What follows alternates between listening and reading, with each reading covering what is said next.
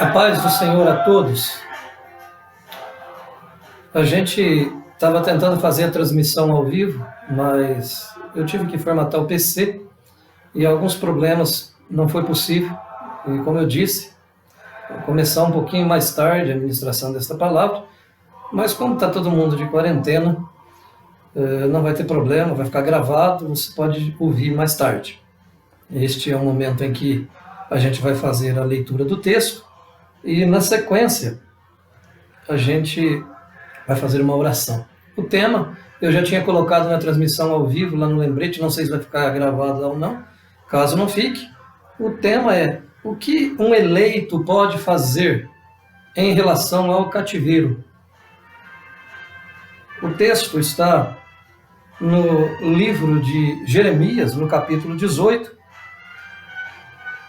o vaso do oleiro. Vou fazer a leitura a partir do versículo 1 e depois nós faremos uma oração. Diz assim, a palavra do Senhor que veio a Jeremias dizendo: levanta-te e desce à casa do oleiro, e lá te farei ouvir as minhas palavras. E desci à casa do oleiro, e eis que ele estava fazendo a sua obra sobre as rodas. Como o vaso que ele fazia de barro quebrou-se na mão do oleiro, tornou a fazer dele outro vaso, conforme o que pareceu bem aos olhos do oleiro fazer. Então veio a mim a palavra do Senhor, dizendo: não poderei eu fazer de vós como fez este oleiro, ó casa de Israel, diz o Senhor. Eis que como barro na mão do oleiro, assim sois vós na minha mão, ó casa de Israel. No momento em que eu falar contra uma nação e contra um reino para arrancar e para derrubar e para destruir, se a tal nação, porém, contra a qual falar, se converter da sua maldade, também eu me arrependerei do mal que pensava fazer-lhe. No momento em que falar de uma nação e de um reino para edificar e para plantar, se fizeram mal diante dos meus olhos, não dando ouvido à minha voz, então me arrependerei do bem que tinha falado que lhe faria. Ora, pois, fala agora aos homens de Judá e aos moradores de Jerusalém, dizendo: assim diz o Senhor, eis que estou forjando um mal contra vós, e projeto um plano contra vós. Convertei-vos, pois, agora, cada um do seu mau caminho, e melhorai os vossos caminhos e as vossas ações. Mas eles dizem: não há esperança, porque andaremos segundo as nossas imaginações, e cada um fará segundo o propósito do seu mau coração. Então, esse é o texto que nós vamos usar para ministrar nesta oportunidade. Então, façamos juntos uma oração neste momento. Senhor nosso Deus, em nome de Jesus, abrimos diante do teu altar o nosso coração, buscando a necessária ajuda do Espírito Santo. E que este momento, ó Deus, a graça do Senhor que sempre envolveu os teus eleitos, venha não só sobre mim, que estou ministrando esta palavra, mas a todos quanto o Senhor fizer chegar esta ministração, que o teu Espírito ache também liberdade para falar ao coração. Porque, como ser humano, eu falo ao ouvido, mas o Senhor fala ao coração. Então, em nome de Jesus, eu peço, neste momento, que esta ministração seja instrumentalidade da tua graça e que teu Espírito apareça muito mais do que qualquer outra coisa neste momento, ou do que qualquer outra pessoa, em nome do Senhor Jesus Cristo. É a oração, é o pedido. Amém. Para falar nesta oportunidade, quero fazer algumas considerações iniciais. Não tenho objetivo de falar nesta oportunidade a respeito de crise, a respeito do que está acontecendo no mundo atual. Não é por esta razão que este tema está sendo colocado. O Senhor falou no meu coração a respeito deste tema e eu tenho me ocupado em pensar a respeito deste assunto já há alguns dias. E, de fato, em algumas outras ocasiões, já ministrei a palavra de Deus nestes termos. Algumas coisas que eu já falei em outras ministrações, vou repetir aqui, porque assim como o outro vídeo teve mais de 200 visualizações, significa dizer que não são só os membros da igreja que estão tendo essa mensagem, outras pessoas que nunca ouviram também estão ouvindo. Então, é importante entender aquilo que já ministrei para a igreja. E se alguém também já ouviu, Paulo diz que não se cansava de falar sempre as mesmas coisas, porque isso seria de grande proveito para os seus ouvintes. Então, isto é importante. Veja só, a primeira coisa que a gente precisa entender a respeito deste tema é que a eleição é uma doutrina. A eleição é uma doutrina da palavra de Deus. Tenho falado sobre isso desde meados do ano 2019. Esse final de ano falei muito sobre isso. O início de 2020 tem sido tema de quase todas as ministrações, se não um tema, pelo menos, tem tomado parte na minha ministração.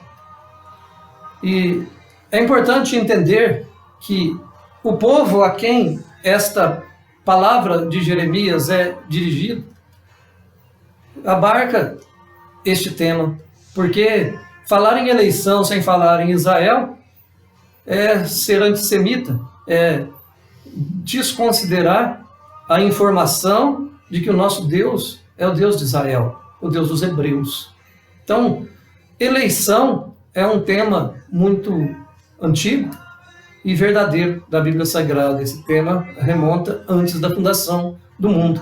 Na última ministração que fiz, no sábado, que ficou gravado, nós falamos a respeito da carta de Paulo aos Romanos. E discorremos bastante a respeito disso, que o Senhor é o que planeja, o Senhor é o que faz. Então, pensar que Deus elege, pensar que a doutrina da predestinação bíblica é verdadeira, surge esta pergunta, inclusive. O que é que um eleito pode fazer em tempo de cativeiro? Ou a respeito do cativeiro? Né?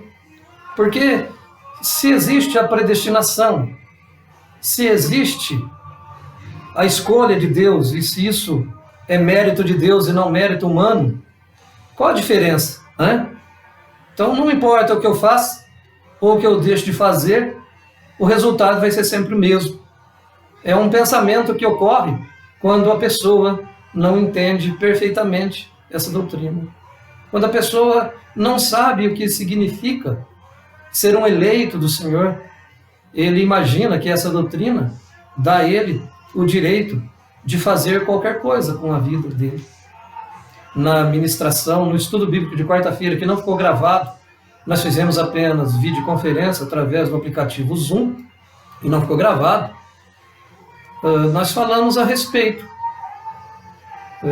do que é, para o que o eleito foi chamado, para o que existe essa chamada, quando foi que aconteceu essa chamada, e para o que a pessoa é chamada. Tá?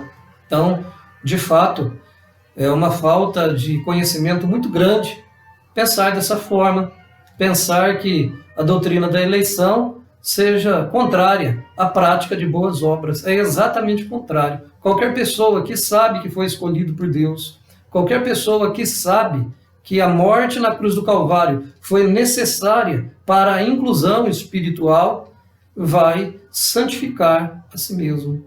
Todo aquele que nele tem essa esperança, disse João, purifica-se a si mesmo. Aliás, um dos primeiros sinais, uma das primeiras evidências de que alguém é eleito do Senhor, de que alguém foi escolhido por Deus, é que ele não se conforma mais com este mundo.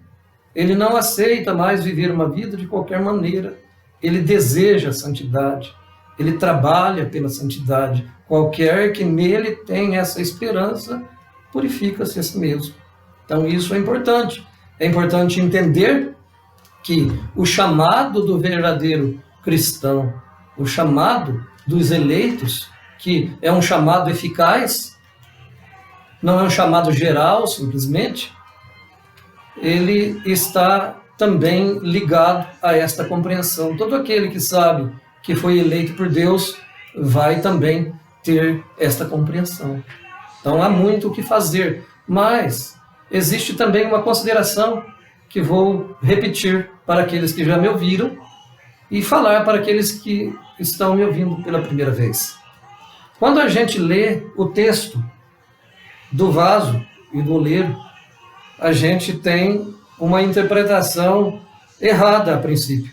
Tanto que este texto se tornou uma canção, uma das mais cantadas nas igrejas cristãs, e algumas pessoas, até com boa intenção, foram às lágrimas enquanto cantaram, desejando de todo o coração que a verdade deste texto se aplicasse à vida dela. E a letra da canção é: eu quero ser, Senhor amado, como um vaso na mão do oleiro. Quebra a minha vida e faça-me de novo. Eu quero ser um vaso novo. Isso, eu não estou aqui para simplesmente criticar a canção do compositor, mas é preciso entender que a aplicação desse texto da palavra de Deus, ela não pode ser tomada de forma rasa. Quando Deus dá a visão ao profeta, quando Deus diz para Jeremias: desce à casa do oleiro e lá eu falarei contigo, a mensagem que ele quer passar para este profeta é uma mensagem exatamente oposta a esta compreensão. Porque quando Jeremias desce à casa do oleiro, ele está fazendo ali naquela olaria aquele vaso, e enquanto o barro está sendo moldado à mão do oleiro, e creio que todos já viram isto, seja em um vídeo, seja ao vivo mesmo. Antigamente, inclusive, não era com motor, não existia motor, né?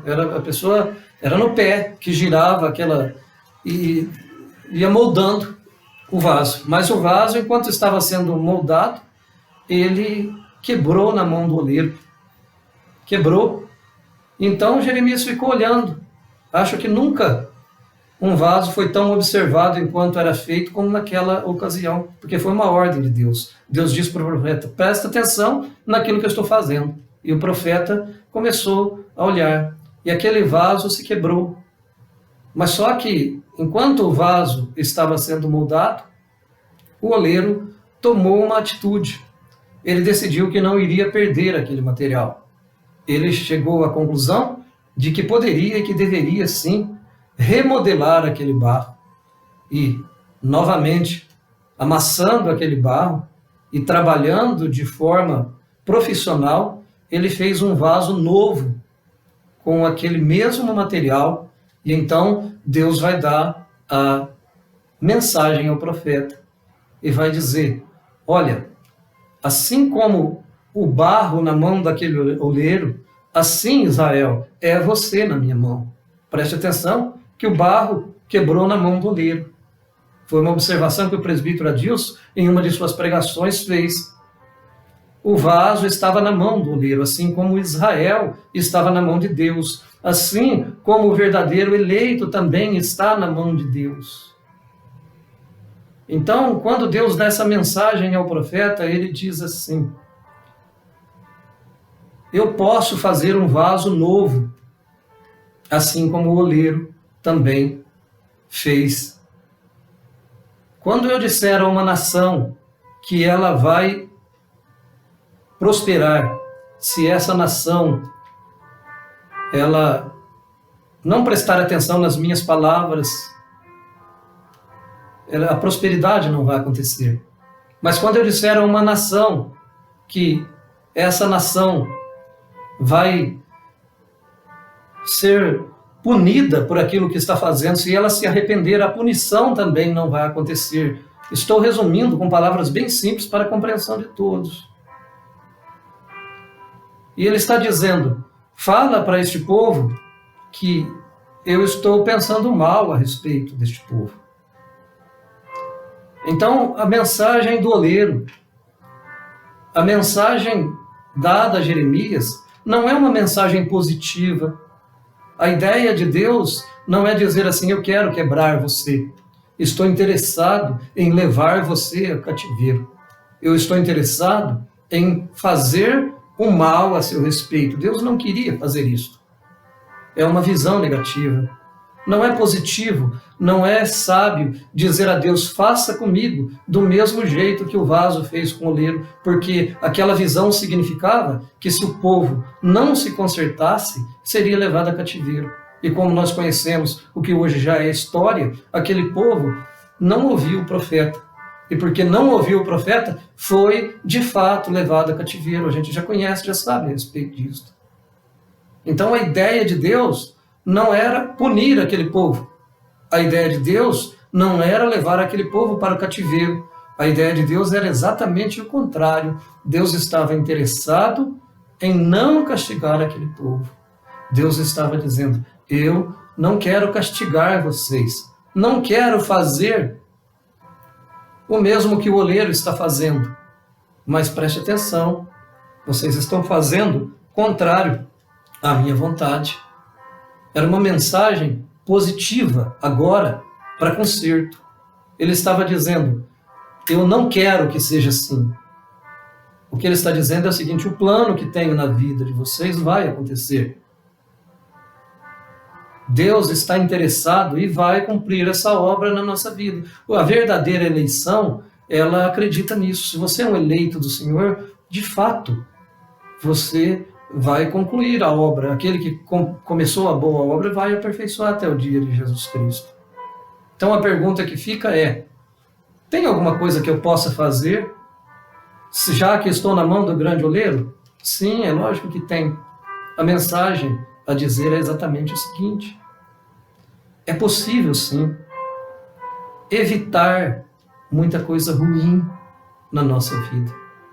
Assim como Deus disse para aquele povo que existia um mal que estava por vir a Israel, mas que poderia ser evitado, assim também nos dias atuais. É possível, sim, que muitas coisas ruins da nossa vida sejam evitadas. Veja só. Mas o povo foi para cativeiro? Sim, o povo foi para cativeiro.